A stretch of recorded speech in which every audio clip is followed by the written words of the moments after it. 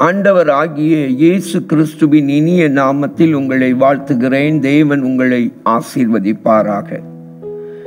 மத்தேயு 7ஆம் அதிகாரம் 21வது வசனம் சொல்லுகிறது, பரலோகத்தில் இருக்கிற என் பிதாவின் சித்தத்தின்படி செய்கிறவனே பரலோக ராஜ்யத்தில் பிரவேசிப்பான்.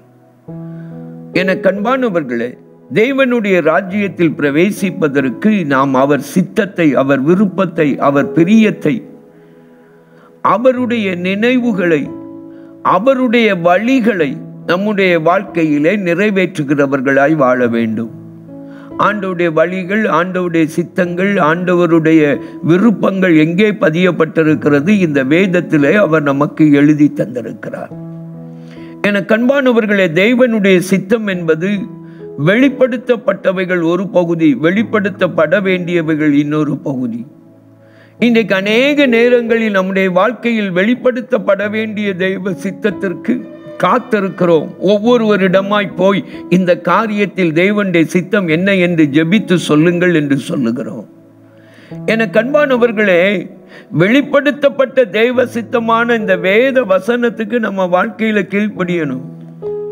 வேதத்துல ஒரு வசனம் இருக்கு, கழுதையையும் மாட்டையும் ஒன்றாக இணைத்து உலாதிருப்பாயாக. இன்னும் ஆண்டவர் சொல்லுகிறார், அவிசுவாசிக்கும் விசுவாசிக்கும் சம்பந்தம் ஏது? இருளுக்கும் ஒளிக்கும் ஐக்கியம் ஏது? ஆண்டவர் நம்மை பார்த்து சொல்லுகிறார், விசுவாசிக்கு எப்படிப்பட்ட ஐக்கியம் இருக்கணும் அப்படிங்கிறத ஆண்டவர் சொல்லுகிறார்.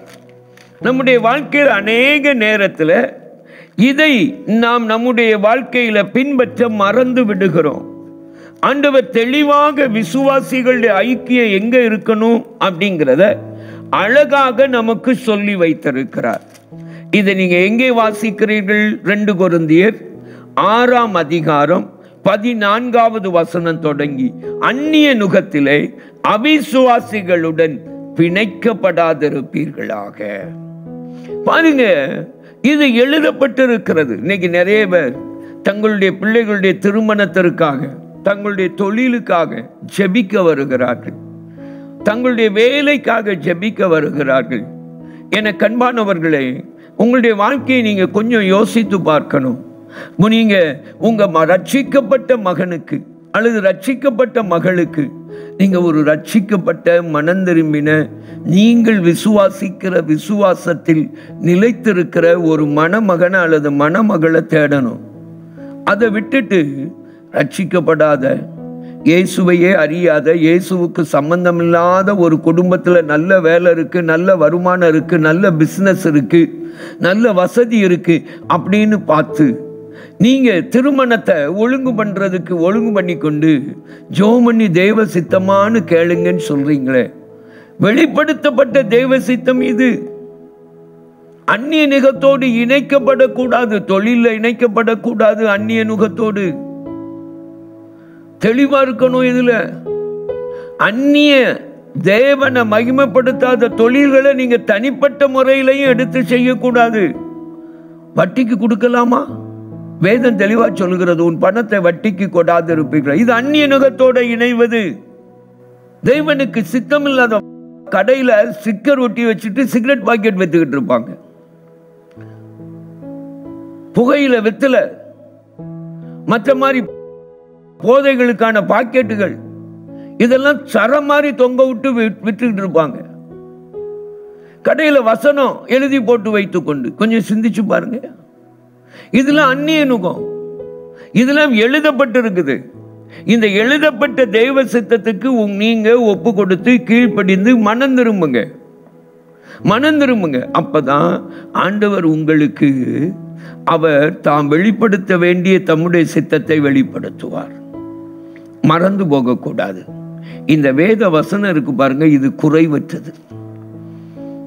குறைவற்றது, இது நிறைவானது.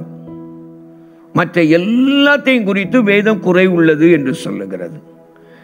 1 கொரிந்தியர் 13வது அதிகாரத்துக்கு வேதத்தை திருப்பினீங்கன்னா நம்முடைய அறிவு குறை உள்ளது, நாம் தீர்க்க தரிசனம் சொல்லுதலும் குறை உள்ளது என்று வேதம் அழகாக நமக்கு சுட்டி காட்டுகிறது. நம்முடைய தீர்க்க தரிசனம் சொல்லுதலும் குறை உள்ளது, நம்முடைய அறிவு குறை உள்ளது என்று வேதம் சொல்லுகிறது. தீர்க்க தரிசனத்தை காட்டிலும் மேன்மையானது வேத வசனம். நம்முடைய அறிவை காட்டிலும் பூரணமானது, முழுமையானது, குறைவில்லாதது வேத வசனம். இதுதான் வெளிப்படுத்தப்பட்ட தெய்வ சித்தம். இந்த வசனத்தை திரும்ப திரும்ப படிங்க, திரும்ப திரும்ப ஆராயுங்க, திரும்ப திரும்ப ஒப்பு கொடுங்க, கீழ்ப்படிங்க. கர்த்தர் உங்களை ஆசீர்வதிப்பார். தெய்வ சித்தத்தை நிறைவேற்றி பரலோக வாசிகளாய் மாறுங்கள். ஜெபிப்போமா? அன்பின் பரம தகப்பனே, உமக்கு நன்றி. உம்முடைய சித்தம் எங்களுக்கு வேதத்தில் எழுதி தந்திருக்கிறேன். அதை நிறைவேற்ற எங்களை ஒப்பு கொடுக்க கிருபை தார். இயேசுவின் மூலம் வேண்டிக் கொள்கிறோம் பிதாவே, ஆமேன், ஆமேன். அன்பானவர்களே, உங்கள் ஜெப தேவைகளுக்கும் மேலதிக விவரங்களுக்கும் தொடர்பு கொள்ள வேண்டிய எங்கள் முகவரி: சகோதரர் பி. பொற்செல்வன் ஆசீர், கிருபையின் ஊழியங்கள், ஆபிரகாம் நகர், பெரிய நாயகபுரம், தூத்துக்குடி 628101.